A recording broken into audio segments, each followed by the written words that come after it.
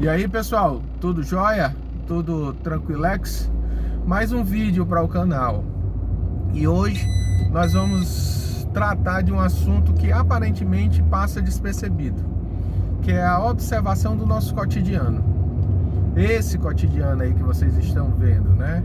As ruas, as pessoas, o ir e vir, né? Todas as suas especificidades, todos os detalhes que, apesar de fazer parte, às vezes a gente acaba não observando como nós deveríamos, ou banalizando essa observação de uma maneira comprometedora, de uma maneira incabível, de uma maneira incoerente.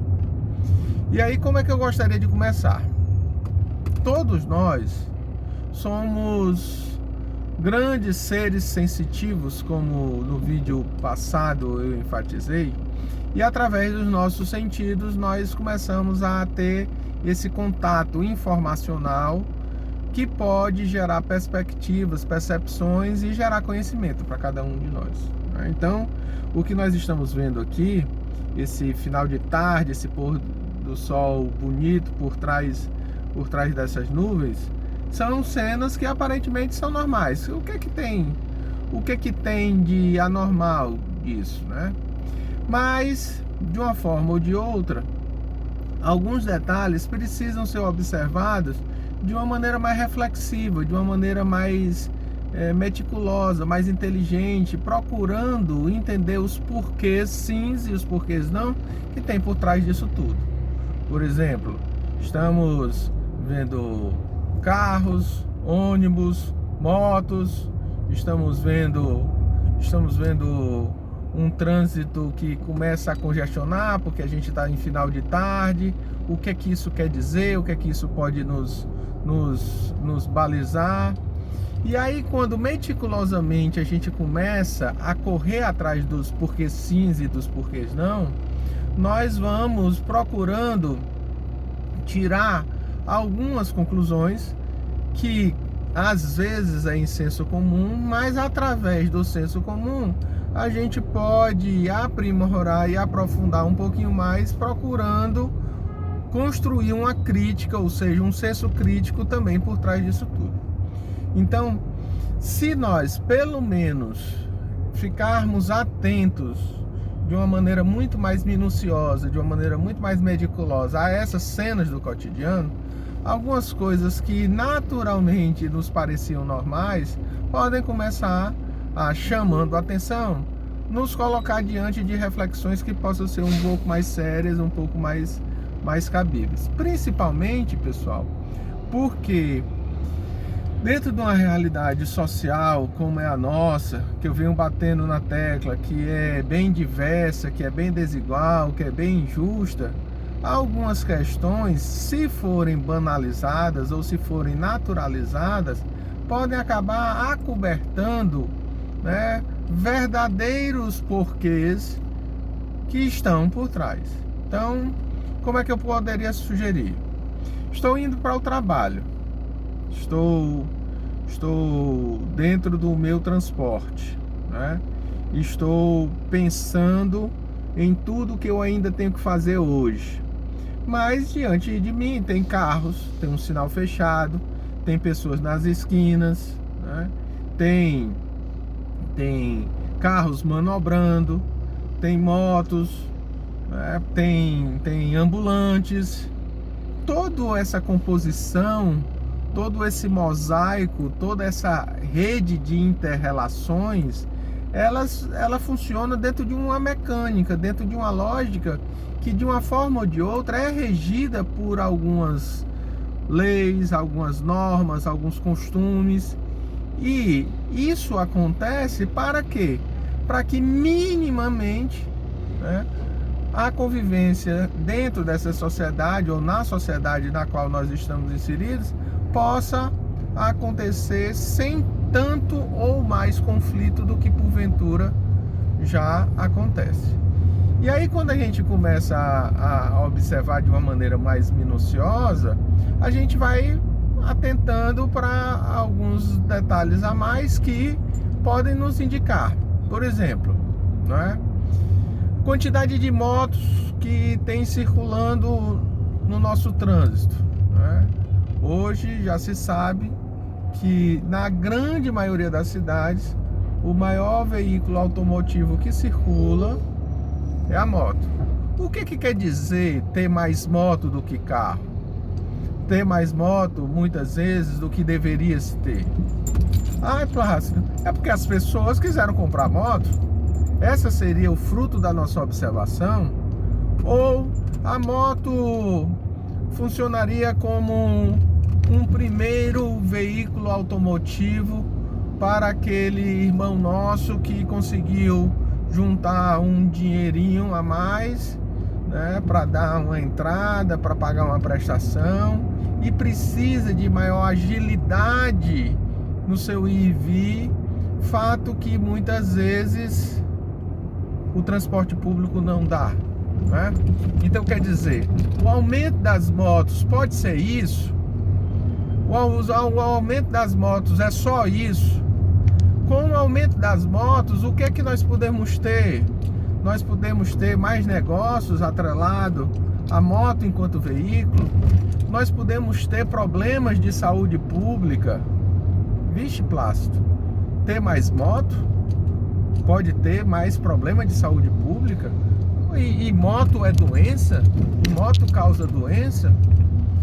Observando o cotidiano, observando as cenas do cotidiano, a gente pode começar a fazer correlações. Vocês já devem ter ouvido falar que a violência no trânsito é uma das maiores violências do nosso país.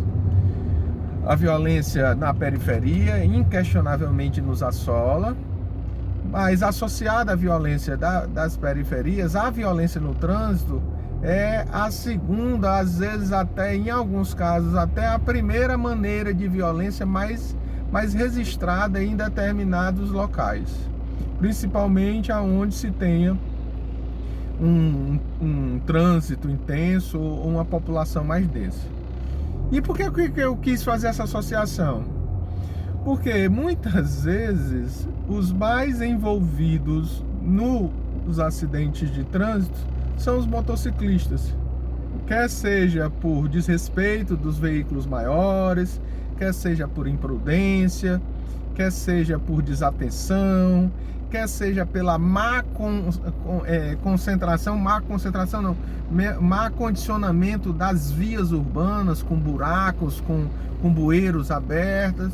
Então, quando eu começo a observar as cenas do cotidiano, partindo de uma observação, puxa vida, estou vendo muito mais motos naquela realidade, eu tenho condição de fazer outras reflexões. E aí, voltando ao ponto que eu trouxe, né? Por que mais motos representam um problema de saúde pública? Porque como os motociclistas são geralmente um dos maiores envolvidos em acidentes de trânsito, eles acabam se acidentando, e você imagina que um acidente de moto, por mais devagar que o motociclista venha, não é coisa simples, né? Porque vulgarmente se diz até que para-choque de moto é joelho, né? Então você cai, você se rala. Observando as motos, você vê que muitos motociclistas andam sem nenhum tipo de proteção, sem nenhum tipo de EPI próprio. Então, o simples observar de um único fato nos permite refletir sobre várias questões. E aí esse indivíduo, quando infelizmente se acidenta, vai para os hospitais. Geralmente são acidentes um pouco mais graves, sérios, por todos esses motivos que a gente acabou citando, né? E ocupa leitos de UTI. Então, muito mais motos é um problema de saúde pública, não porque moto cause doença, mas porque a violência do trânsito causa acidentes, a maior parte envolvendo motociclistas. Esses motociclistas acabam ocupando ou congestionando as emergências dos grandes hospitais das grandes cidades. E aí, além de ser um problema de saúde pública, né? Causado muitas vezes por outra questão, má condição do transporte público, né? Necessidade e correria da vida moderna. Olha só como vários assuntos vão se intercomunicando, né? É um problema de questão econômica. Porque olha só, olha quantos motociclistas tem na nossa frente. Você vê visualmente que é perfil de homens e mulheres com a idade que a gente chama na economia, uma idade que abarca a plena atividade econômica. Então, eu caio de moto, o acidente geralmente é um pouco mais complicado, eu vou para os hospitais e congestiono emergências, leitos e UTIs. Quando eu não morro, eu posso ficar sequelado. Quando a sequela não é em definitivo, né? Eu às vezes passo 3, 4, 5 meses sem poder trabalhar. Então vejam que de um simples detalhe de observação do cotidiano, a gente pode refletir sobre várias outras questões. Então a proposta de hoje, enquanto observação do cotidiano, fazendo com que nós fiquemos mais atentos, é refletir sobre questões que aparentemente estão dispersas, aparentemente às vezes nem diz respeito. Cláudio, o que é que eu tenho a ver? Eu nem motociclista sou, né? Mas você pode ser motorista, um parente seu pode ser. Andar num trânsito caótico de moto pede mais prudência, pede mais comedimento. Se você for motorista, você tem que ter mais respeito. Assuntos e mais assuntos, um interligados com o outro, que precisando serem refletidos de forma mais séria, podem sim fazer com que a gente tenha uma postura, enquanto indivíduo, enquanto cidadão, muito mais cabível, muito mais cabível. E aí, nesse aspecto, quando a gente não observa, nós banalizamos as cenas do cotidiano. A gente olha para toda essa confusão que eu estou aqui envolvido, né? Como quem diz, desse jeito, é assim mesmo. Final de tarde é assim mesmo. É confusão, é trânsito caótico, é hora do rush. É assim mesmo. É a naturalização de algo que demonstra uma incoerência, né? É uma banalização de algo que demonstra incoerência, né? E banalizando incoerência, a gente acaba se comprometendo. Então, essa é a provocação de hoje. Essa é a provocação de hoje, que a gente, de uma forma ou de outra, não pode deixar de fazer. Agradeço os inscritos no canal, agradeço a força e a opinião que vocês estão dando.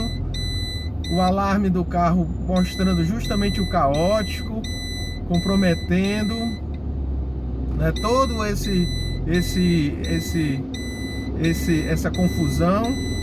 E dentro disso, obrigado mais uma vez por toda essa compreensão.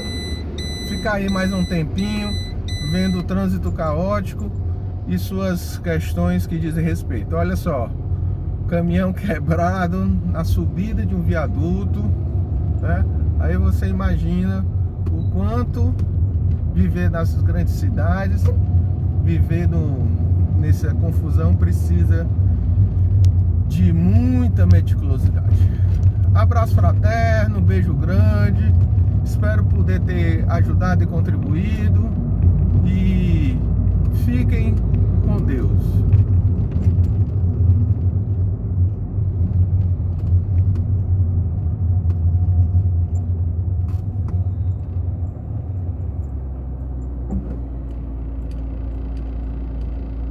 Curtir aqui um pouquinho o final de tarde.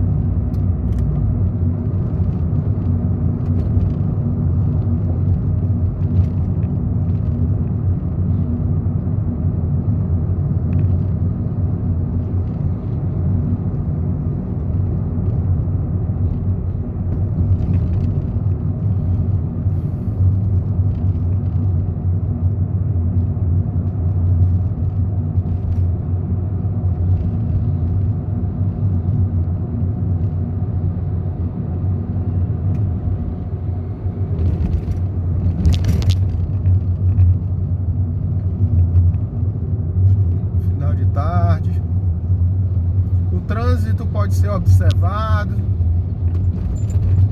as passarelas podem ser observadas, as calçadas podem ser observadas, os canteiros podem ser observados. Tudo pede reflexão, dos porquê sim, dos porquê não. E aqui não cabe estarmos querendo correr atrás de culpados. Aqui cabe simplesmente refletindo sobre essas questões, poder pensar melhor sobre essas questões. O que é que eu posso fazer para melhorar? O que é que eu posso fazer para evitar? O que é que eu posso fazer para ajudar? Essa é a proposta. Essa é a proposta do nosso canal.